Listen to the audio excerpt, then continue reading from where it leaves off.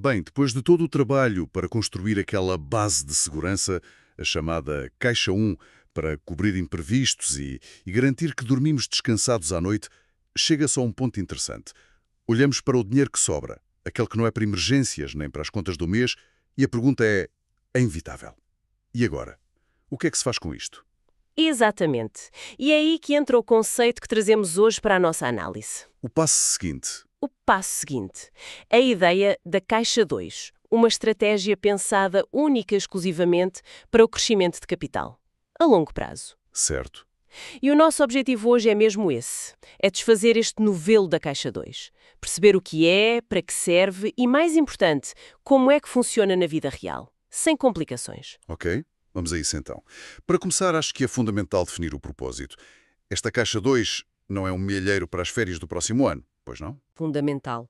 E tem de ser de longuíssimo prazo. Estamos a falar de um horizonte de décadas, não de meses. Décadas. Sim. Os pilares são três muito claros. O primeiro, e o mais óbvio, é fazer o capital crescer, multiplicá-lo ao longo do tempo.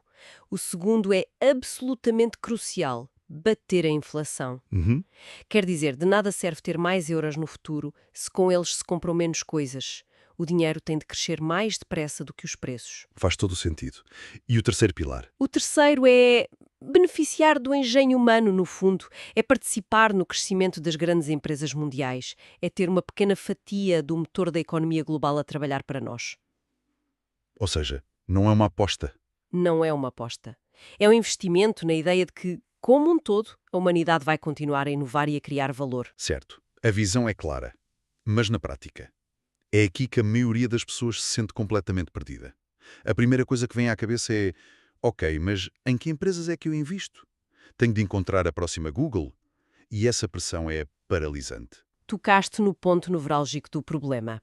Essa pressão para acertar em cheio é a principal fonte de erros. Leva a um ciclo vicioso. Qual? Primeiro, a paralisia pela análise. Há tanta informação, tantos especialistas a dar opiniões contraditórias, que acabamos por não fazer nada. O medo de errar é maior que a vontade de começar. E se superarmos esse medo? Se decidirmos avançar? Bem, aí caímos muitas vezes no erro seguinte, a decisão emocional. Compramos uma ação porque está nas notícias, ou vendemos tudo em pânico porque o mercado teve uma semana má. Deixamos de seguir uma estratégia e passamos a reagir ao ruído. O que é uma receita para o desastre? Uma receita completa para o desastre. Ok, então o problema está identificado. A pressão para escolher os vencedores leva-nos a cometer erros. Qual é a saída? A saída está numa verdade sobre os mercados que é profundamente contraintuitiva. Ah, é? Sim. Se olharmos para as últimas décadas, a esmagadora maioria da riqueza criada em bolsa não foi distribuída de forma equilibrada. Foi gerada por uma minoria muito pequena de empresas verdadeiramente excepcionais. Espera aí, isso é estranho. Estás a dizer que a maioria das ações que compõem o mercado não são, na verdade, grandes investimentos. É exatamente isso. A maioria das empresas cotadas em bolsa tem, ao longo da sua vida, um desempenho mediano. Muitas delas nem sequer conseguem bater a inflação. A sério? Sim. Outras acabam por falir. E depois existe esse pequeno grupo, talvez 4% ou 5% do total, que tem um desempenho espetacular e que é responsável por quase todos os ganhos do mercado, como um todo. Uau!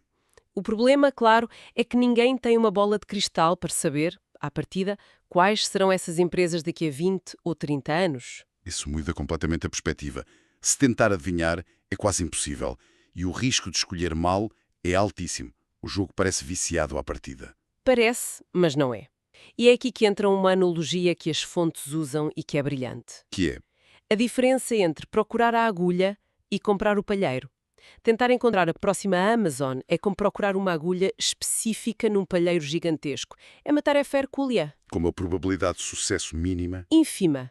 E a alternativa é? Comprar o palheiro inteiro. Comprar o palheiro inteiro. Exatamente. Em vez de passar a vida de joelhos à procura de uma agulha que provavelmente nunca vais encontrar, a estratégia é comprar o palheiro todo. Porquê? Porque temos a garantia de que as poucas agulhas que realmente importam estão lá dentro. Ok, adoro a analogia. Mas como é que se compra o palheiro na prática? Não posso ligar para a bolsa e dizer que quero uma fatia de tudo, pois não? Quase. O instrumento financeiro que permite fazer isto chama-se ETF, ou Exchange Traded Fund. Um ETF. De forma muito simples, um ETF é como um cabaz. Um cabaz que contém pequenas fatias de centenas ou até milhares de empresas. Ao comprar uma unidade desse ETF, estamos, de uma só vez, a comprar uma pequena parte de todas as empresas que ele representa. Um ETF do mercado mundial, por exemplo, dá-nos exposição a milhares das maiores empresas do planeta. Portanto, o risco fica espalhado. Incrivelmente diluído. Lá está. Já não dependemos do sucesso da empresa A ou B. Dependemos do sucesso da economia global como um todo. Deixa de ser uma aposta e passa a ser um investimento. Precisamente. Mas isto leva-me a uma questão quase filosófica. Aceitar o retorno médio do mercado não sou um bocado a desistir? A ser mediocre? Porque não tentar ser melhor? Essa é a pergunta de 1 milhão de euros. E a resposta é, mais uma vez, surpreendente. Há um dado estatístico que é esmagador. A longo prazo, cerca de 80% dos fundos de investimentos geridos ativamente, Ou seja, por profissionais, exato, por equipas de especialistas que tentam bater o mercado, não o conseguem fazer. Ficam abaixo da média. Espera, repete lá isso. 4 em cada 5 gestores profissionais não conseguem fazer melhor do que alguém que simplesmente compra o palheiro e fica quieto. Porquê? Há 2 razões principais. A primeira são os custos. Gerir um fundo ativamente é caro. E essas taxas, por mais pequenas que pareçam, vão comendo o retorno ao longo dos anos. Um ETF, por ser passivo, tem custos muitíssimo mais baixos. E a segunda razão? A segunda é que é extraordinariamente difícil ser consistentemente mais esperto que o mercado. Tentar estar sempre um passo à frente é uma batalha brutal que a maioria, estatisticamente, perde. Portanto, aceitar o retorno do mercado não é mediocridade. É uma decisão incrivelmente racional e eficiente. Certo. Visto assim, as vantagens são óbvias. Diversificação, custos baixos e tira-nos da equação a necessidade de sermos génios a adivinhar o futuro. Exato. E se olharmos para a história, que é o nosso único guia, vemos um padrão muito claro. Ano a ano, o mercado é uma montanha russa. Há anos fantásticos e anos terríveis. Isso é a volatilidade. E é o preço a pagar, suponho. É o preço a pagar. Mas a longo prazo a tendência tem sido consistentemente de subida. A linha do valor acumulado, apesar dos vales, aponta para cima. Historicamente, a rentabilidade média dos mercados globais tem andado entre os 6% e os 8% ao ano. Já a contar com a inflação. Sim, já descontando a inflação. É crucial repetir que isto não é uma garantia, mas reflete o crescimento económico global ao longo de mais de um século. E quando falas em volatilidade, isso na prática, para o dinheiro de uma pessoa, significa o quê? Porque volatilidade é uma palavra simpática para ver o dinheiro a desaparecer. É uma ótima pergunta. Significa que, embora a média a longo prazo seja positiva, é perfeitamente normal e esperado ver o valor da caixa 2 cair 15%, 20%. Ou em crises mais severas, como em 2008, até 40% num ano mau. Upa! O pânico instala-se. As notícias são apocalípticas. O instinto grita para vender tudo e fugir. É nesse momento que o plano é posto à prova. E o que é que a história nos diz sobre esses momentos? Diz-nos que quem aguentou o pânico não só recuperou, como viu o seu património atingir novos máximos nos anos seguintes. O tempo suaviza estes buracos. Isso é fundamental para gerir as expectativas. Então, juntando as peças, como seria um plano razoável para alguém com um ordenado médio? Bem, a abordagem sugerida é muito pragmática. Passo 1. Garantir que a caixa 1 de segurança está completa. Nem um cêntimo deve ir para a caixa 2 antes disso. A segurança primeiro. Sempre. Passo 2. Definir uma percentagem do rendimento mensal para investir. Automaticamente. Entre 10% a 20%, por exemplo. A automação é chave. Passo 3. Usar esse valor para comprar 1 a 2 ETFs globais. E passo 4. O mais difícil. Esquecer. Manter a disciplina durante décadas, chova ou faça sol. O exemplo das fontes é muito claro. Alguém que invista 200 euros por mês, consistentemente, durante 30 anos, pode acabar com um valor a rondar os 200 mil euros. O segredo não foi sorte, foi disciplina. Exatamente. A magia não está no valor investido, está na consistência e no tempo. É o poder dos juros compostos a trabalhar. O que me leva à pergunta final. Se a estratégia é tão simples e matematicamente sólida, Por que é que não há mais milionários? Onde é que está o verdadeiro risco? Essa é a questão fundamental. O maior risco não está no ETF, nem na economia. Está na cadeira entre o ecrã e as costas. O risco somos nós. O risco somos nós, o nosso comportamento. Os erros catastróficos não vêm da estratégia, vêm da nossa incapacidade de a seguir. Podes dar um exemplo? Claro.